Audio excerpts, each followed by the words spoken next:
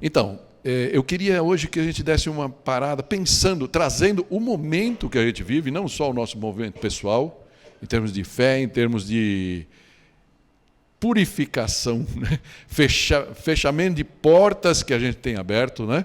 O que está na ênfase aqui, eu queria sempre que vocês lembrassem aquela palavra de Jesus, né? Se o Filho os libertar, vocês serão verdadeiramente livres. Amém? A gente chega na fé, Jesus pagou pelos nossos pecados na cruz. Um dia, tomara a Deus que cada um aqui tenha esse dia maravilhoso, que possa reconhecer aquilo que ele fez e se curvar diante dele, não é?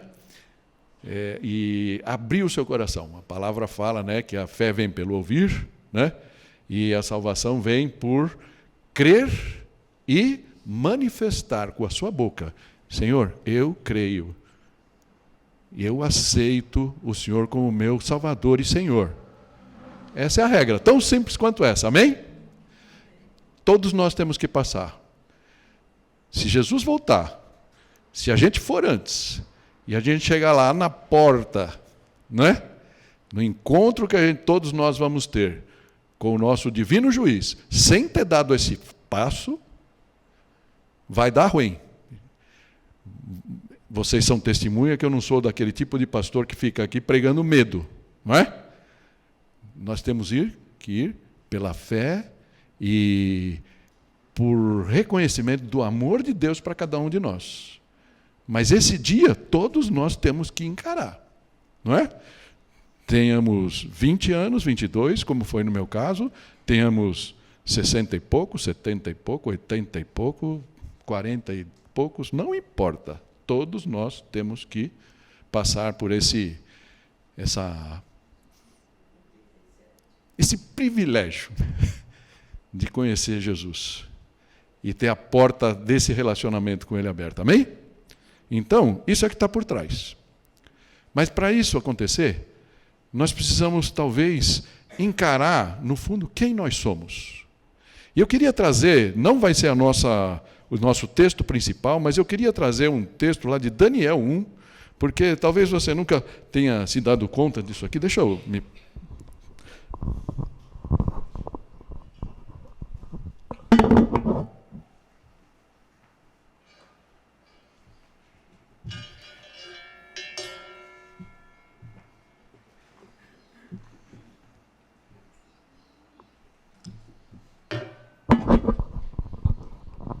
preparar aqui, né?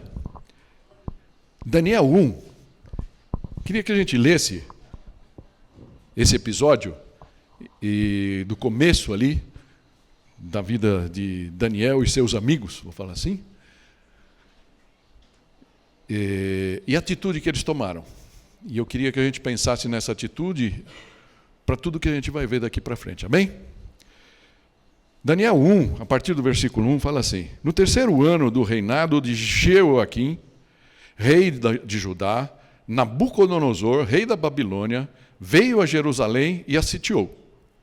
E o Senhor entregou Jeoaquim, rei de Judá, nas suas mãos, e também alguns dos seus utensílios do templo de Deus. Alguns dos utensílios do templo de Deus. Ele levou os utensílios para o templo do seu Deus, veja, com Deus de uma letra minúscula aí, né?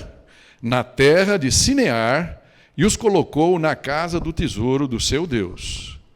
Então o rei ordenou que Aspenaz, o chefe dos oficiais da sua corte, trouxesse alguns dos israelitas da família real e da nobreza, só jovens top ali, jovens sem defeito físico, de boa aparência, cultos, inteligentes, que dominassem os vários campos do conhecimento e fossem capacitados para servir no palácio do rei. Então, para que isso acontecesse, ele estipula um processo, não é? E fala assim: ele devia ensinar-lhes a língua dos caldeus, né, dos babilônios, e a literatura dos babilônios. O rei designou-lhes uma porção diária de comida e de vinho da própria mesa do rei, ou seja, o que tinha de melhor na Babilônia. Eles receberiam um treinamento durante 3 anos. 3 anos. E depois disso, passariam a servir o rei. Entre esses estavam alguns que vieram de Judá. Daniel, o autor do livro, né? Ananias, Misael e Azarias. O chefe dos oficiais deu-lhes novos nomes. A Daniel deu o nome Beltesazar. A Ananias, Sadraque. A Misael, Mesaque. E Azarias, Abednego. Abri um parênteses aqui na leitura, tem mais um pedacinho. A mudança desses nomes, conforme o Shedd, né? Russell Shedd, ele fala que era uma tentativa de integrar aqueles jovens, os jovens escravos ali, cativos, né? Embora eles fossem gente na sua nação, de primeira linha, inteligentes, preparados, eles foram para lá como escravos. Né? Então, qual foi a tentativa ali? Certo? Integrar aqueles jovens cativos à religião pagã e ao seu ambiente social. Então, o que a gente vê aqui? Uma tentativa de assimilação, não é? De aculturação, de mudar a mente daqueles jovens, dando a eles tudo o que tinha de bom, ok? Para que eles gostassem, eles se sentissem bem. E, de repente, pudessem ficar lá de coração, ainda que escravos. Dá para entender? Não é? Esse processo de assimilação. Daniel, o nome de Daniel era Deus demonstra graça. O nome Sadraque, que é o nome que puseram, é amigo de Acu, que é o Deus da lua. Misael, o nome, né, era quem é que Deus é. Quem é que Deus é? Aí deram para ele o nome de Mesaque, que é quem é o que Acu é, ou seja, Baal. Não é? Percebe a coisa aqui? Não é? O outro, Azarias, é aquele a quem Javé ajuda. Deus, né? Jeová. Versus Abednego, que é servo de Nebo, ou servo de Baal. Certo? Que era a entidade que eles cultuavam. Cada nome no hebraico continha um nome divino. E eles tiraram aquele nome divino e puseram um nome de uma entidade babilônica. Né? Um nome de um deus pagão. Mas aí o texto segue, versículo 8, diz assim: Daniel, contudo, decidiu não se tornar impuro com a comida e com o vinho do rei, e pediu ao chefe dos oficiais permissão para se abster deles. E Deus fez com que o homem fosse bondoso para com Daniel e tivesse simpatia por ele. Vamos cortar o texto aqui. Quem já leu Daniel, a gente já pregou sobre Daniel, acho que já, o tempo passa rápido, e já faz aí talvez 2, 3 anos. Mas o que está aqui por trás é uma afirmação que eu coloquei aqui. Ó. Daniel, Ananias, Misael e Azarias não foram assimilados. Por quê?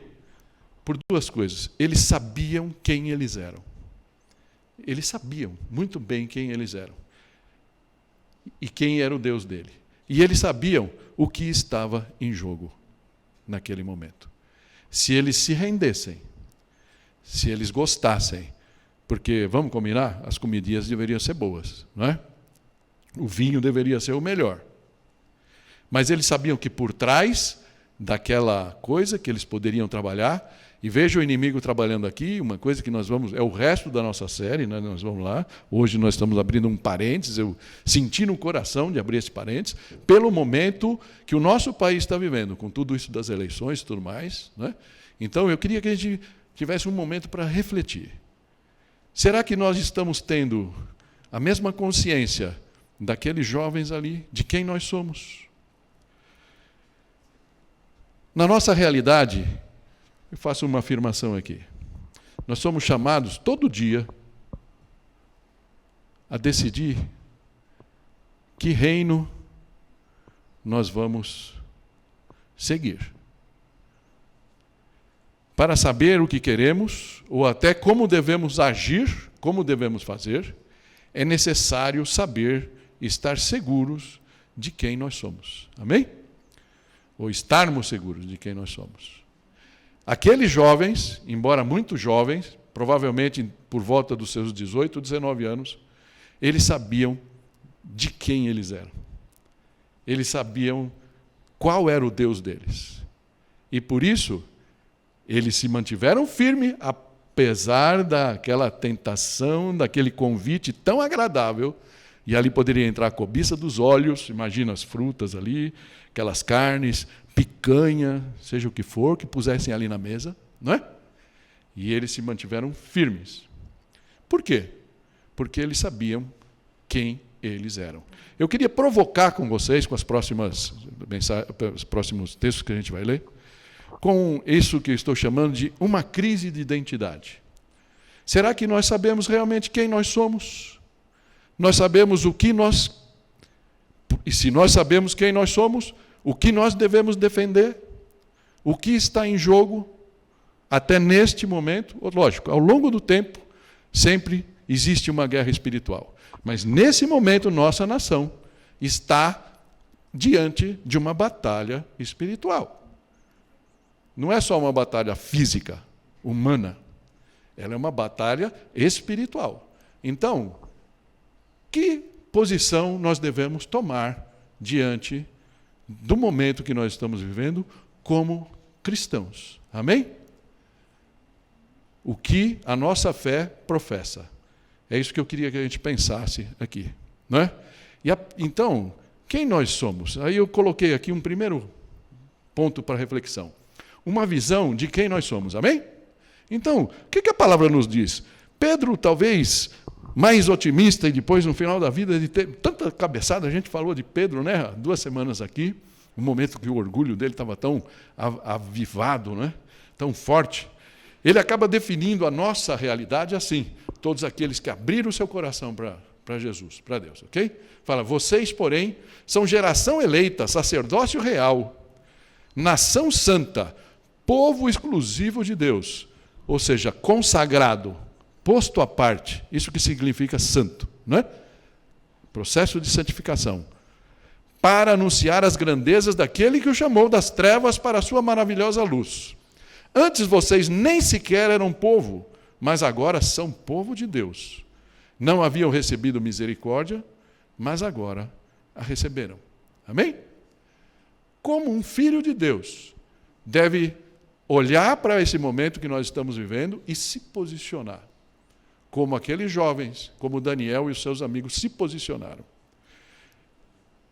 Paulo, em 2 Coríntios 10, nos ajuda a entender aqui como essas coisas, como o físico, o material, o humano, se mescla com o espiritual, que está diante de nós, a gente pode não enxergar, algumas pessoas têm esse discernimento de espírito para enxergar algumas coisas que acontecem, outras não é?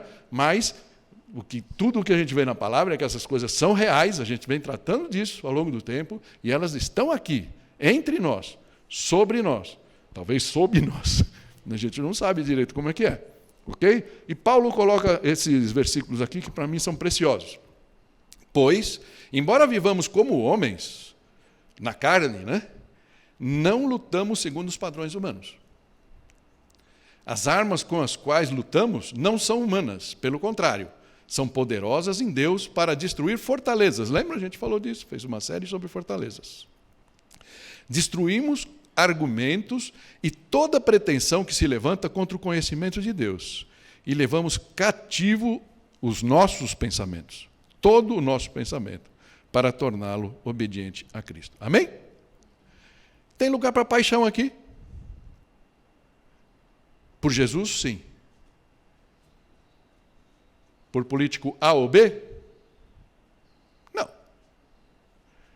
Mas, embora a gente sabe, peguei um Uber ontem, sexta-feira, e a gente foi discutindo, ele tinha uma Bíblia lá no painel, né?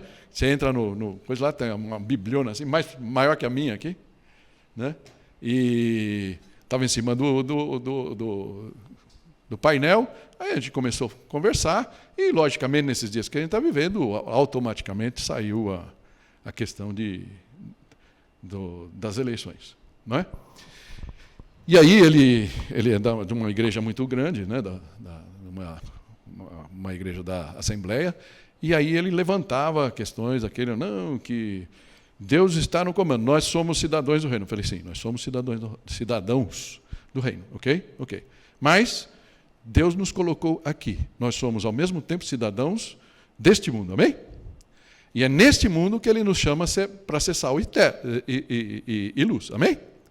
Quando a gente estiver no céu junto com ele, ou na Nova Jerusalém, excelente. Vamos estar todos convertidos, amém? Não vai ter problema nenhum. Mas enquanto estamos aqui, ele nos chama a nos posicionarmos e fazermos o melhor para o reino e defender os pontos de vista do reino, amém? Então, é isso que isso fala. Não entramos na luta, na briga humana, corpo a corpo, brigar, né, com A ou com B na rua. Mas, dobrando o nosso joelho e falando, Senhor, o que o Senhor quer da gente?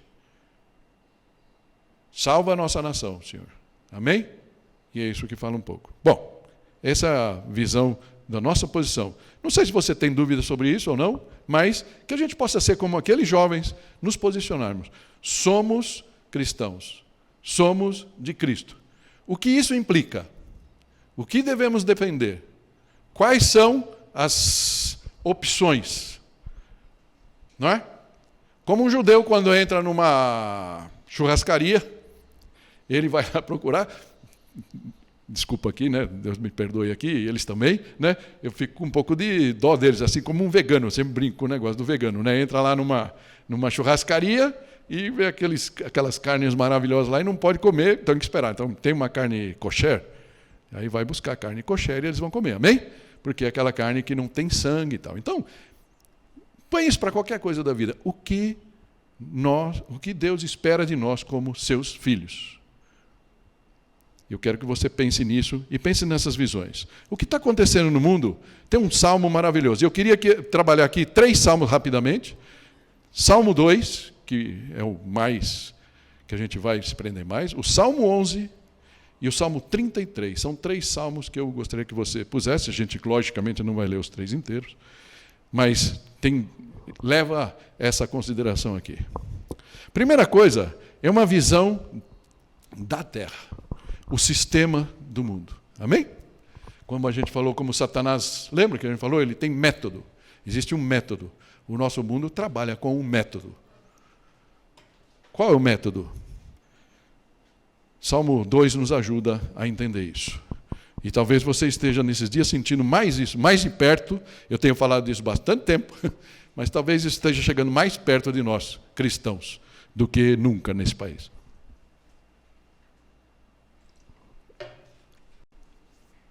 Versículo 1 fala assim: por que se amotinam as nações? Os povos tramam em vão? Interessante essa palavra, né? Talvez a pergunta que dá o tom a todo o salmo aqui é esse por quê? Por quê? Por quê? Por que nós estamos nos tornando incômodos?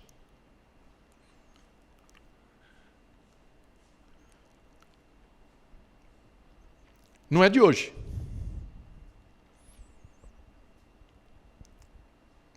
Mas essas coisas estão... Isso daqui é muito maior do que o Brasil, entenda, né? Isso daqui é mundo. Por que as nações se amotinam e tramam em vão? Interessante isso. Elas como se tivessem um motim, um plano, né? Tramam em vão, constrói planos inúteis na tentativa de enganar a Deus, convencendo que Ele não existe. Eu lembrei, na hora que estava vindo para cá, eu lembrei uma vez de um filósofo americano, né? Ele vive na América, mas acho que ele é austríaco, que ele falava, eu não quero que Deus exista. E ele via muitas pessoas que ele, do seu meio, pessoas que ele julga inteligentes, pessoas, né, realmente muito estudadas, e que aceitavam a Cristo, né? Se convertiam. E ele ficava indignado no seu coração. Como uma pessoa inteligente pode... Eu não quero que Deus exista. Talvez você conheça algumas pessoas que pensam assim, não é? O texto segue falando assim: os reis da terra tomam posição, e os governantes conspiram unidos contra o Senhor e contra o seu ungido. Antes dessa segunda parte, né? Esse negócio de conspirar unidos, você já se sentiu isolado? Bom, eu trabalhei a minha vida inteira. Primeiro que quando eu era moleque eu tinha bronquite. Eu vi os moleques jogando na rua, eu não podia, minha mãe não me deixava, porque não sei o quê. E realmente, cada vez que eu desobedecia a minha mãe, fugia lá, tinha aquelas crises de bronquite horríveis, tal. De noite tinha que ir para o pronto-socorro. Isso me isolou já, né? Depois, meu pai morre eu tinha 11 anos, 11 para 12 anos. Eu fui trabalhar com 14 anos, a molecada da rua estava lá, conhecendo adolescente, conhecendo as meninas e tal. Todo mundo com cabelo comprido na época. Sabe que teve uma época no passado que eu usava cabelo comprido? Eu sou dessa época. Mas como eu trabalhava, cabelinho curtinho, então olhava para mim, era como patinho feio, era como eu me sentia na época, né? Tinha que trabalhar das 7h30 às 6 da tarde, estudar à noite, enquanto a moçada estava de boa, estudando de manhã, tal, conhecendo as menininhas, né? E então eu sentia esse isolamento. Depois queria fazer engenharia automobilística, obviamente não pude fazer, porque tinha que sustentar a casa, e acabei sendo um homem de logística, bacana, né? Graças a Deus, tive muitas honras aí, ganhei minha vida, né? Como formei minha vida em termos de financeiros com esse trabalho. Mas o homem de logística sempre sabe assim, ou seja, na hora é o cara do depósito, é o cara do caminhão, é o cara do suprimento, então nunca vai ter 100% dos produtos. Então o pessoal de vendas, o pessoal de marketing, todo mundo. O homem de logística é aquele cara necessário para que o negócio aconteça, mas supriu, acabou. Vai ter a festa? O cara de logística é o que não vai ser convidado, quem vai é o outro tal. Aí de repente vira o crente. E aí começo a ver que os ambientes nossos também, né? Bacana, a igreja evangélica no Brasil é forte, graças a Deus por isso. Mas você já sentiu isso? Na rodinha, né, dos amigos do mundo, no trabalho, a turma vai para, né, para happy hour, não sei o quê, de repente você vai, toma só aquele primeiro gole e vai embora, tal. A gente fica umas pessoas diferentes, não é? Traz isso para a realidade que nós estamos vivendo. Outro dia foi eleita a Giorgia Meloni na Itália. Bandeira dela, desculpa, eu estou me antecipando um pouco. Vamos seguir aqui, eu vou falar dela daqui a pouco. Façamos em pedaços suas correntes, lancemos de nós as suas algemas. Interessante isso. Conspiram unidos, dizendo, façamos em pecados as suas correntes, lancemos de nós as suas algemas. Que algemas? Que correntes? Você já percebeu essas manifestações na segunda-feira, né, depois que saiu o resultado lá das eleições? Na segunda-feira existiram algumas manifestações assim individuais. E um lugar aqui eu vi, acho que antes de ontem, puseram lá um pedacinho no YouTube, uns caras que começaram, eles estavam pelados, sentados lá na calçada, lógico, uma manifestação de vitória, né? E aí, lógico, começou, tinha polícia, o negócio acabou em quebra-quebra, logicamente, né? E aí eu fico pensando, e outro dia conversando com uma pessoa amiga, sobre o porquê isso acontece, por que essa afronta tão declarada? E aí, a revelação que Deus me dá com relação a isso é que, como todos nós, em termos de criação, somos filhos de Deus, amém? Todos nós somos criação de Deus. No nosso chip original, no nosso chip, lá no nosso computador, na nossa mente, no nosso coração, como a palavra fala, existe uma regra ética e moral, sim ou não? Que veio no chip. Quando você compra um computador, tal, tem coisa que já vem lá no chip. Mas de repente você quer romper essas correntes, você quer se livrar para você aquelas algemas, então você tem que gritar, não é? Por isso a gente vê esses movimentos, assim, pessoal gritando, demonstrando um ódio. Tem que ser muito forte, porque tirando o lado que tem pessoas conservadoras e não sei o que do lado, a pessoa tem que gritar porque ela está lutando contra o seu próprio eu. Não sei se você entende isso. E é isso que Deus me mostra. Existem pessoas no nosso país e no mundo, infelizmente, o mundo está mais ou menos na mesma página, lutando contra o seu próprio eu. Porque não são capazes de entender o privilégio de que é depender de um Deus que nos ama, que nos protege e que nos dá liberdade. Amém? Mas isso é o que a gente vê no mundo. Um sistema antropocêntrico, que tem o homem nos seus interesses.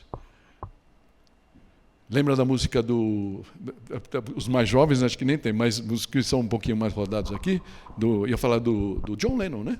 John Lennon, Imagine, lembra? O sucesso que aquela música fez? Não sei se alguma vez você prestou atenção na letra daquela música, que virou um mote aí de uma geração. Fala, imagine que não existisse céu. Existe só sobre nós. No português é a mesma palavra, né? O céu. Mas não existisse o céu bíblico. Cada um vivendo para o dia de hoje. Seríamos livres. É mais ou menos isso que a música diz. Parece que esse é um anseio de rebeldia das pessoas, por não querer reconhecer que existe um Deus que é bom, não é ruim. Que liberdade a gente pode ter fora de Deus? Mas vamos seguir aqui, né? Vamos seguir. O texto, no versículo, fala assim, no Salmo 11, interessante, fala assim, vejam, os ímpios preparam os seus arcos, colocam as flechas contra as cordas, né?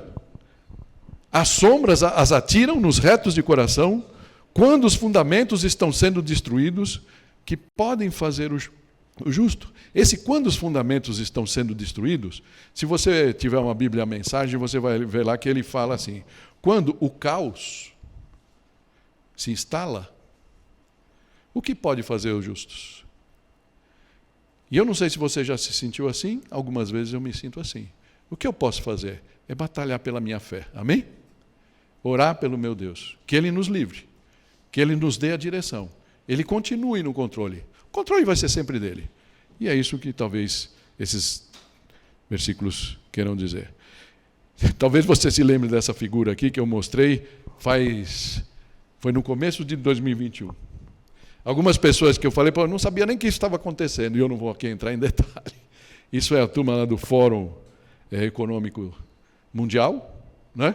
De Davos, que tem uma agenda, que não aconteceu em 22, acho que Deus falou, queridão,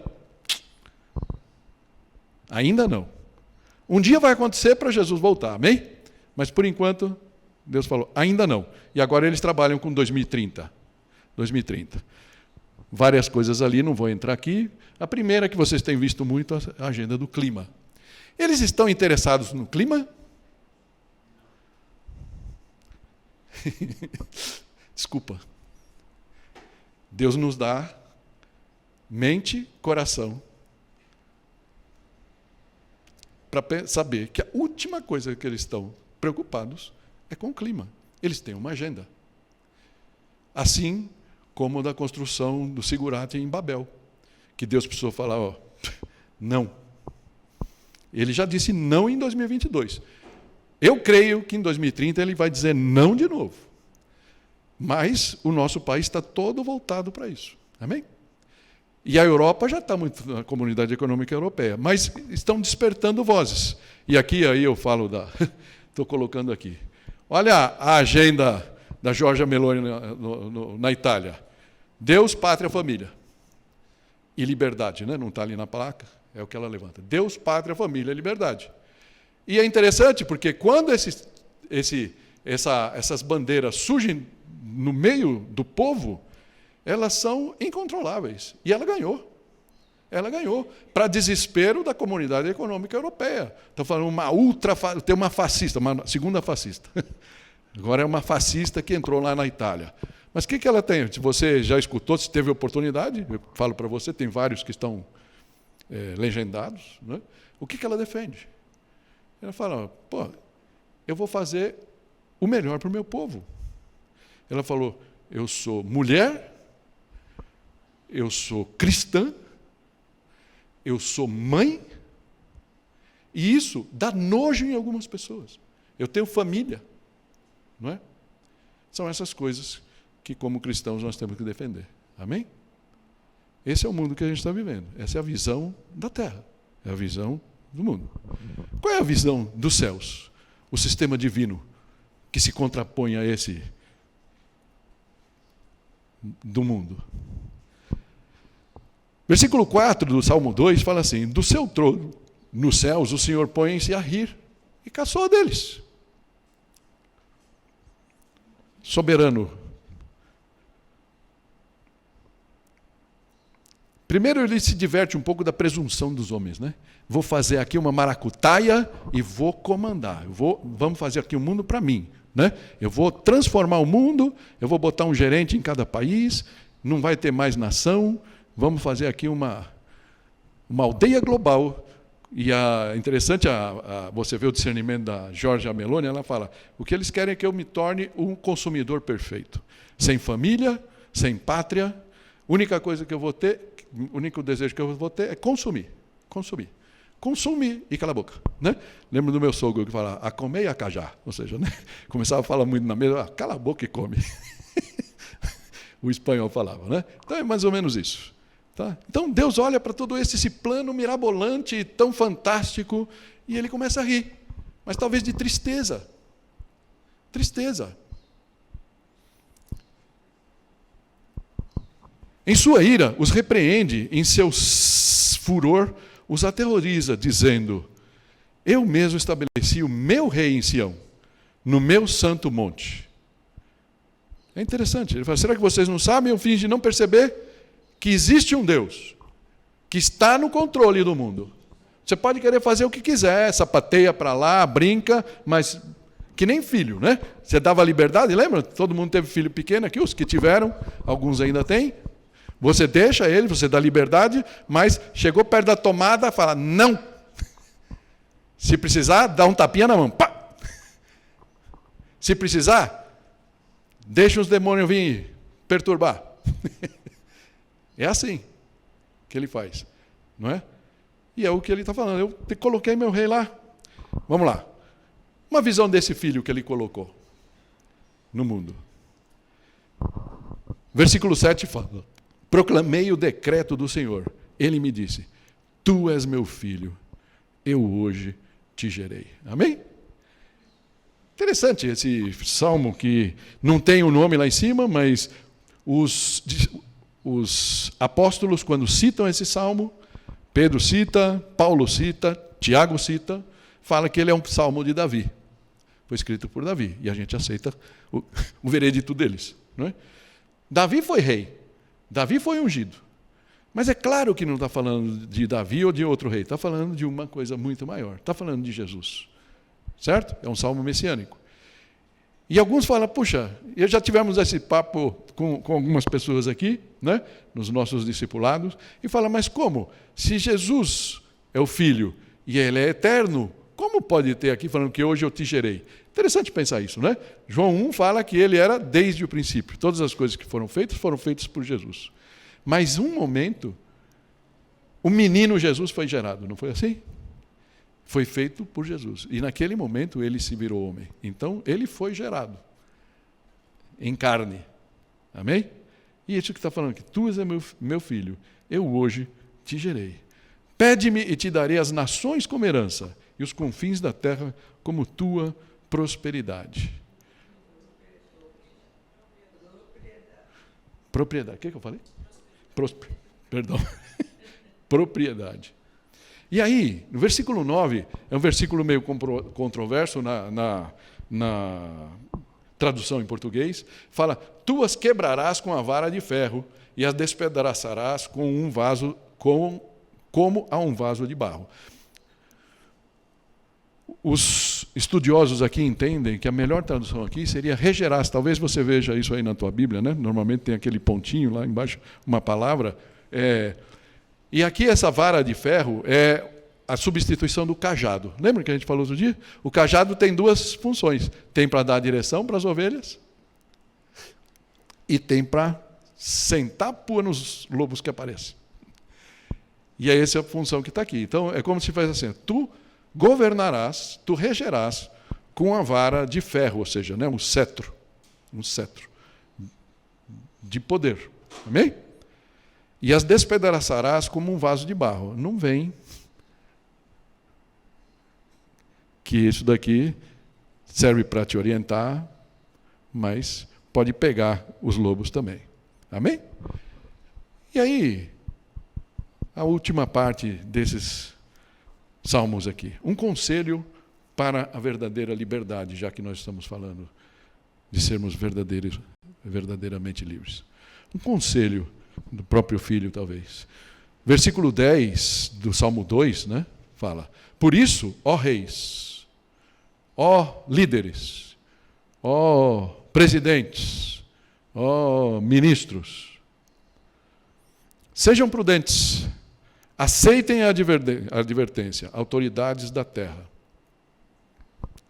Sejam prudentes, sejam sensatos, sejam sóbrios, escutem, usem a cabeça, aceitem, deixem-se corrigir, aprendam a lição. É como se Jesus alertasse: ainda existe uma janela de oportunidade para vocês se arrependerem. Aceitem e recebam Jesus como seu Salvador e Senhor. Amém? É o que ele está falando para os líderes da terra. E ele fala: adorem ao Senhor com temor, exultem com tremor. Ou seja, alegrem-se, humilhem-se, reconheçam Deus na sua vida, reconheçam Deus, o controle de Deus sobre os destinos da sua nação. Porque se você quiser que a sua nação siga sem Deus, vai dar ruim. Vai dar ruim. Amém? Estamos juntos ou não? Muito duro? E ele segue dizendo, no versículo 12: beijem o filho. Não o beijo de Judas, não é? Não o beijo de Judas, mas um beijo de submissão. Um beijo de quem realmente se rende, para que ele não se ire e vocês não sejam destruídos de repente. Pois num instante, acende-se a sua ira. Sujeitem-se. Celebrem com tremor, reverente, diz a Bíblia, a mensagem. Mas se vocês buscarem a Deus, vocês não vão se arrepender. É o conceito que está aqui. E aí esse salmo termina, né, dizendo assim: como são felizes todos os que nele se refugiam. Aonde a gente está buscando refúgio? Aonde você realmente está apostando suas fichas? Bem-aventurados todos os que nele se refugiam, diz a Almeida, né? Porém as pessoas que confiam nele serão muito felizes. É o que está aqui por trás. Se vocês buscarem a Deus, não se arrependerão. Você pode estar se perguntando: como eu devo me posicionar em meio a tudo isso? Salmo 33, versículo 18 e 19, fala assim: mas o Senhor protege aqueles que o temem, e os que firmam a esperança no seu amor, para livrá-los da morte e garantir-lhes a vida, mesmo em tempos de fome. O versículo 20 e 22 fala assim: nossa esperança está no Senhor. Ele é o nosso auxílio e a nossa proteção. Nele se alegra o nosso coração, pois confiamos no seu santo nome. Esteja sobre nós o teu amor, Senhor, como está em ti a nossa esperança. Amém? Talvez você esteja pensando: poxa, mas o que essa mensagem tem a ver com esse momento que a gente está vivendo? Para mim, tem todo. É importante a gente saber como todas as coisas que estão acontecendo no mundo conspiram. E é bom saber que Deus nunca vai perder o controle do mundo. Amém? Por isso, esse versículo que tem sido o mote aqui dessa série, né? Se, pois, o Filho os libertar, vocês serão verdadeiramente livres. Outro dia eu estava escutando, eu fui caminhar, raras vezes as oportunidades que eu tenho de fazer uma caminhada, e eu pus o fone de ouvido, né, pus o telefone aqui no bolso e estava escutando uma coisa do YouTube, e entrou num momento lá que aconteceu, onde alguns pastores foram a Brasília lá para ter um encontro com o presidente Bolsonaro, né? E fora todo o entorno lá, que não vem ao caso, e e não importa tanto, existia lá um pastor, que é um pastor bem conhecido, bem midiático, é o João Ribe Palharim, não sei se vocês sabem quem é, né, da Paz e Vida, presidente da Paz e Vida. E é interessante que eu gosto do Palharim, porque ele não, embora seja uma igreja pentecostal, ele não grita. Não precisa gritar para passar a mensagem, amém? E eu escutando aquilo no fone de ouvido, caminhando na rua, e de repente aquilo me pegou e eu fiquei muito emocionado. Porque ele fez uma analogia com a história de Moisés, logo no comecinho da caminhada no deserto, tirando aquele bando de escravos, certo? Aquele bando de gente que ficou 400 anos lá de escravidão, tinham lá com ele só, talvez, a sua faca, seu punhal, não tinha armamento de guerra, não tinha nada até aquele momento, tá? E os amalequitas vieram contra eles. E aí ele chama Josué, primeira aparição de Josué na história bíblica, e fala para Josué, seleciona homens e vai para a batalha. Eu vou subir para o monte e vou interceder a Deus. E Moisés chamou Arão, seu irmão, o sacerdote, né? E chamou Ur, que pelo que tudo indica era seu cunhado, marido da sua irmã. E os dois foram com Moisés, eles subiram, e Moisés então, com a vara, com o cedro na mão, ele põe as duas mãos para cima e começa a orar. E a Bíblia fala, essa história está lá em Êxodo 17, ou 16, acho que 17, ele começou, enquanto ele tinha as mãos para cima, os judeus prevaleciam contra os amalequitas. Mas quando a mão dele cansava e ele dava aquela baixada, né, os amalequitas começavam a prevalecer na batalha. E aí ele sabia que ele tinha que ficar com as mãos para cima e ficava naquele negócio. Até que Arão tem uma ideia, fala, pegaram uma pedra, falou, Moisés, você não vai aguentar ficar muito tempo assim. Moisés era um velho, né? Era um velho já, bem velho. E então eles sentaram o Moisés numa pedra e Arão ficou de um lado e Ur do outro, segurando os braços de Moisés. E a batalha durou todo dia, até o pôr do sol. E no pôr do sol, os judeus venceram os amalequitas. Amém? E aí o pastor João Ribe, falando para o Bolsonaro, naquele evento, eu não, aqui, por favor, entenda, né? Não estou aqui de cabo eleitoral do Bolsonaro, estou falando daquilo que a nossa fé fala e o que o pastor ali falou. Falou, olha, aí fez o Bolsonaro levantar lá, né? O Bolsonaro levantou, falou, levanta seus braços e falou, mantém seus braços erguidos, porque o dia ainda não se pôs, o sol ainda não se pôs. E eu pensei isso na nossa realidade como cristãos. Eu acho que Deus está nos chamando, algumas igrejas estão falando de jejum, oração, para um direcionamento realmente de Deus para o que vai acontecer no país. Vocês sabem a minha posição, eu mandei um vídeo para vocês, não de púlpito, não é? Falando a minha posição, o que eu entendo desse momento que a gente está passando.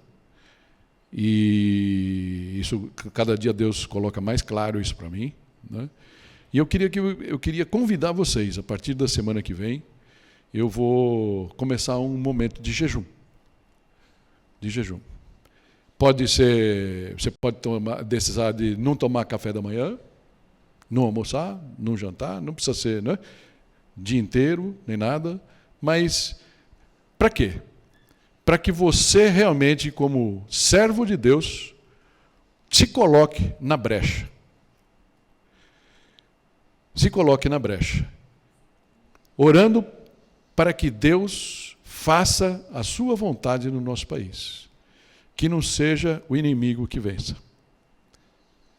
E aqui, por favor, não estou falando de novo de A ou B. Nós estamos numa encruzilhada da história. O que nós queremos deixar para os nossos filhos e netos. E é isso que eu quero colocar para Deus. Muitos pastores têm feito isso com muita responsabilidade, outros muito festivos, tomando posições, não é? Mas eu quero fazer isso com muita responsabilidade. E eu, como seu pastor, eu queria chamar vocês para essa responsabilidade. Queria chamar o grupo para a gente poder orar.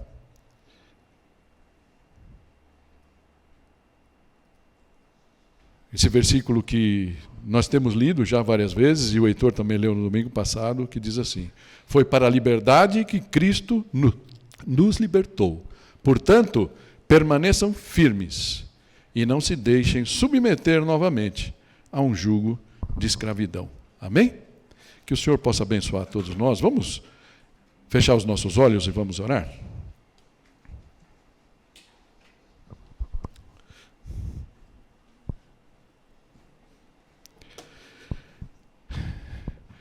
Pai, nós te agradecemos pela tua palavra. Tu sabes todas as coisas, Senhor. Podemos ver aqui, ó Pai, nesses salmos, o Senhor olhando dos céus, ó Pai, para as atitudes dos homens. Como Provérbios diz o insensato no seu coração, não há Deus, Deus não existe. E tenho certeza que o Senhor não se choca, porque o Senhor sabe todas as coisas, o Senhor conhece todos os corações. Mas tenho certeza que o Senhor se entristece com essas posições. Pai, eu peço que o Senhor olhe para nós aqui nessa manhã, peço que o Senhor olhe para cada um dos nossos queridos que estão em casa, pessoal da Mapele FM, e também para nós como cidadãos brasileiros, Senhor. Olhe para a nossa nação, Senhor. Nos dá da tua direção. Diga-nos, Pai, o que o Senhor espera de nós. Nós não queremos nos omitir, Pai, não queremos esquecer da nossa identidade, deixando que outros tipos de identidade, outros tipos de paixões tomem conta. Queremos nos render à tua vontade, ó Pai. Aqueles que aqui estão, Senhor, e que nunca abriram o coração realmente para Jesus. Que hoje seja um dia, Pai, de encontro. Tira, Pai, do nosso coração a dúvida. Tira do nosso coração as paixões que não vêm de Ti. Tira do nosso coração o rancor.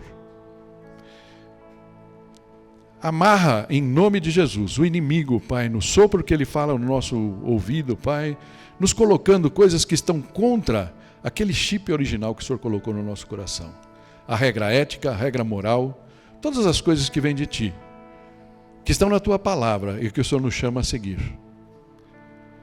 Que o inimigo não tenha nenhum poder sobre nós, ó Pai, sobre esses temas.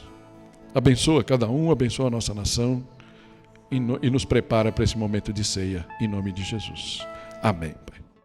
Obrigado por ter assistido esse vídeo.